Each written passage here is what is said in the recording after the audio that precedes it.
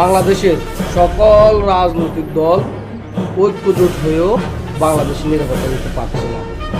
প্রতিদিনে ডাকাতের ঘটনা ঘটতেছে, প্রতিদিনে খুনের ঘটনা ঘটতেছে, এবং কি মানুষ বাড়িতে থেকেও নিরাপদ নয়। রাতে ডাকাতের আক্রমণের শিকার হতে হয়, দর্শনের শিকার হতে হয়, এবং মবের রাজনীতি তো আছে। আমি সেটা বলতেছি, বাংলাদেশের সর্বোচ্চ বাহিনী বাংলাদেশ সেনাবাহিনী দিয়েও মানুষের জীবনের নিরাপত্তা দিতে পারে না। মানুষ প্রতিদিনই আতঙ্কে থাকে, ঘর থেকে বাইরে হতে ভয় পায়। কিন্তু এক শেখের বেটির কাছে সমস্ত বাপের বেটি নিরাপদ ছিল, পুরোটা দেশ নিরাপদ ছিল।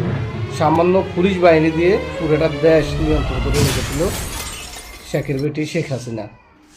মানুষ এখন বলে আগেই ভালো ছিলাম।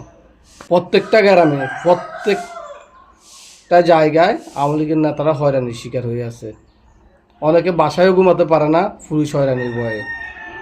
অনেকে আওয়ামী লীগের রাজনীতির সাথে জড়িত ছিল, আজকে তারা কারাগারে। অনেকে আত্মীয় স্বজনের বাড়িতে আশ্রয় নিয়েছে,